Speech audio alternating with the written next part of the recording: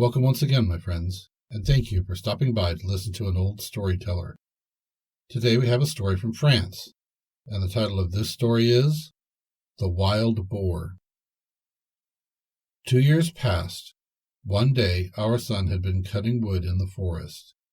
Violet was to bring him his dinner and return with him in the evening. At midday Passerose hung on Violet's arm a basket containing wine, bread, a little pot of butter, some ham, and some cherries. Violet set off eagerly. The morning had appeared to her very long, and she was impatient to be again with Ourson. To shorten the way, she went through the forest, which was composed of large trees under which she could easily walk. There were neither briars nor thorns in her way, and a soft, thick moss covered the earth. Violet stepped lightly, for she was happy to have found a shorter path to her dear Ourson. When she had passed over about half the distance, she heard the noise of a heavy and precipitate step, but too far off for her to imagine what it could be. After some moments of expectation, she saw an enormous wild boar coming towards her. He seemed greatly enraged, ploughing the ground with his tusks, and rubbed the bark from the trees as he passed along. His heavy snorting and breathing were as distinctly heard as his step. Violet did not know where to fly or to hide herself.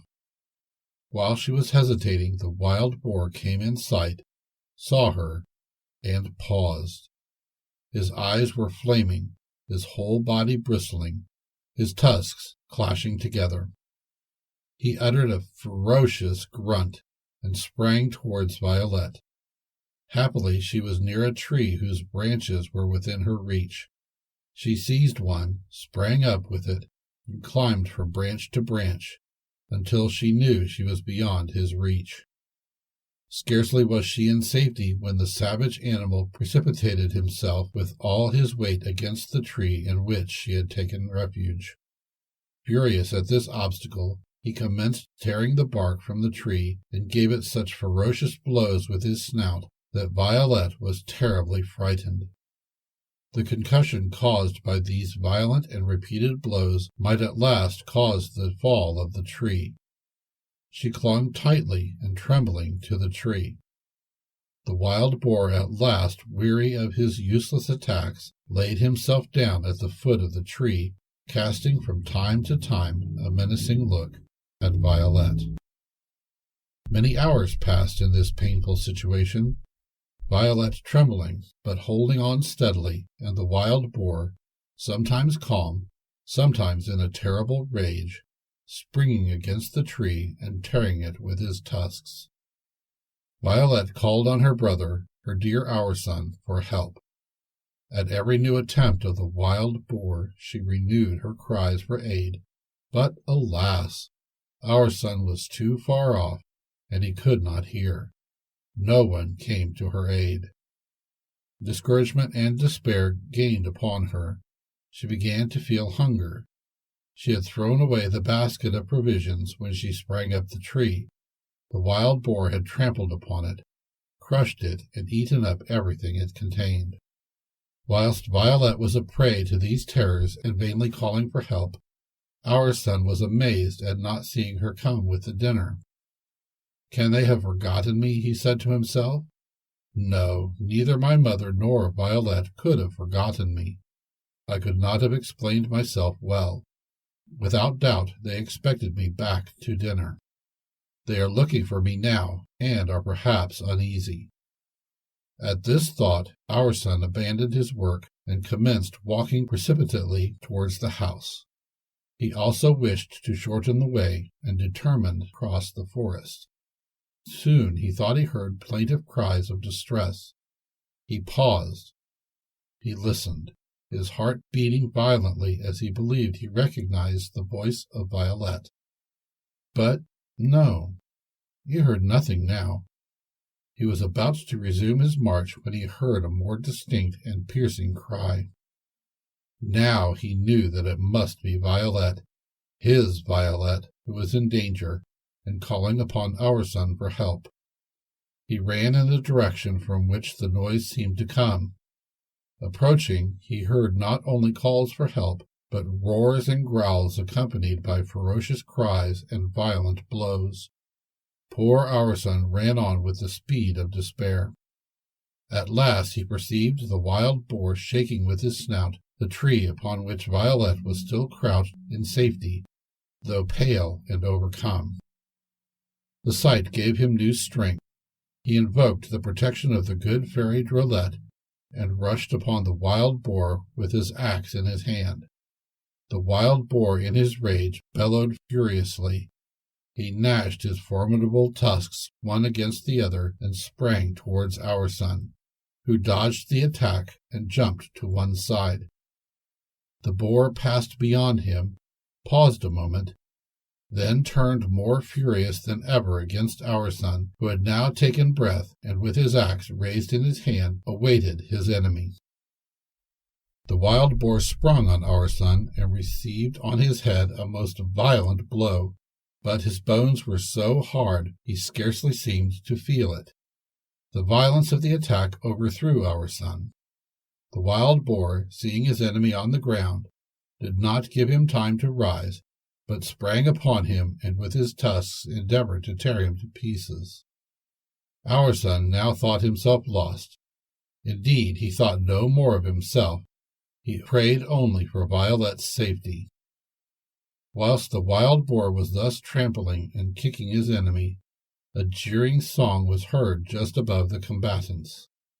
The wild boar shuddered, suddenly quitted Ourson, raised his head, and saw a lark flying above them. The mocking song continued, and the brute, uttering a cry of rage, lowered his head and withdrew slowly without once turning round. Violet, at sight of Ourson's danger, had faded away, but had rested supported by the branches of the tree. Ourson, who thought himself torn to pieces, scarcely dared attempt to move, but feeling no pain, he rose promptly to assist Violet.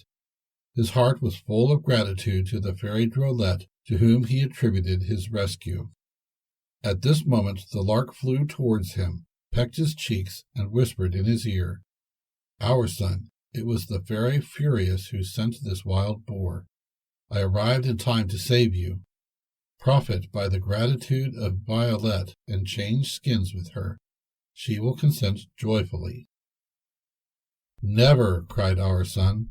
"I would rather be a bear all my life. Rather die. Poor Violet, I should indeed be base if I abused her tenderness towards me in this way." "Goodbye, obstinate one," said the lark, flying away singing. "Till we meet again. I shall come again, and then—" "The result will be the same," said Ourson. He then climbed the tree, took Violet in his arms, and descended. He laid her upon the soft green moss and bathed her forehead with a little wine he found in a broken bottle. In a few moments Violet was restored to consciousness. She could scarcely believe her senses when she saw Ourson, living and unwounded, kneeling by her side and bathing her forehead and temples. "Ourson! Dear Ourson! Again you have saved my life. Tell me, oh, tell me, what can I do to prove my gratitude?" "Do not speak of gratitude, my cherished Violet. Do I not owe all my happiness to you? In saving your life, I save my own and all I value. All that you say, dear brother, is sweet and tender, but I desire no less to render you some real and signal service, which will show all the gratitude and all the love with which my heart is filled." "Good, good, we shall see," said Ourson, laughing. "In the meantime, let us think of preserving our lives. You have eaten nothing since morning, poor Violet, for I see on the ground the remnants of the provisions you brought, as I suppose, for our dinner. It is late, and the day is declining, so we must hurry to return to the farm before dark." Violet now tried to rise, but her terror and her long fast had weakened her so much that she fell to the ground. "I cannot stand, Ourson. I am too weak. What will become of us?" Ourson was greatly embarrassed. Violet was no longer a child and had grown so large that he could not carry her so far. Neither could he leave her exposed to the attacks of the ferocious beasts of the forest, and he feared she could not do without food till the morning. In this perplexity he saw a packet fall at his feet. He raised it, opened it, and found a pie, a loaf of bread, and a bottle of wine. Our son knew that this bounty was from the hand of the fairy Drolette, and with a heart full of gratitude he put the bottle to Violet's lips. One mouthful of this good wine, which was indeed unequaled, restored a portion of Violet's strength. The pie and the bread completely restored her, as well as our son, who did full honor to the repast. While eating and drinking, they conversed of their past terrors and present happiness. Now, however, it was night, and neither Violet nor Ourson knew which way to turn their steps in order to reach the farm. They were in the midst of a wood. Violet was reclining against the tree which had been her refuge from the wild boar. They dared not quit the spot, lest in the obscurity they might not find as comfortable a one. "Well, dear Violet, do not be alarmed. It is warm, the weather is beautiful, and you are reclining upon a bed of soft green moss. Let us pass the night where we are. I will cover you with my coat, and I will lie at your feet to protect you from all danger and alarm. Mamma and Passerose will not be very anxious, for they are ignorant of the dangers we have encountered, and you know that we have often, on a lovely evening like this, reached home after they have retired." Violet consented willingly to pass the night in the forest. In the first place, they could not do otherwise. Secondly, she was never afraid with our son, and always thought that what he decided to do was right. Our son now arranged Violet's bed of moss in the best possible manner, took off his coat, and, in spite of her resistance, spread it over her. Then, after having seen Violet's eyes close and sleep take possession of all her senses, he lay at her feet and soon slept most profoundly. Violet was the first to awake in the morning. She walked around the tree which had sheltered them during the night. Our son awaked, and not seeing Violet, he sprang up in an instant and called her name in a voice choking with terror. I am here, dear brother," she replied, running towards him. "I am seeking the path to the farm. But what is the matter? You tremble." "I thought you had been carried away by some wicked fairy, dear Violet, and I reproached myself for having fallen asleep. Let us go now quickly in order to reach home before Mamma and Passerose are awake." Our son knew the forest well. He soon found the path to the farm, and they arrived some moments before Agnella and Passerose awoke. They agreed to conceal from Agnella the dangers to which they had been exposed, to spare her anguish and disquietude for the future. Passerose alone was made the confidant of their dangerous adventures. Thank you once again for listening to this story. If you enjoyed this story, please press that like button. Also, please help an old storyteller out by subscribing to my channel. The next story will be posted in a few days, so until then, may your story continue to be a good one.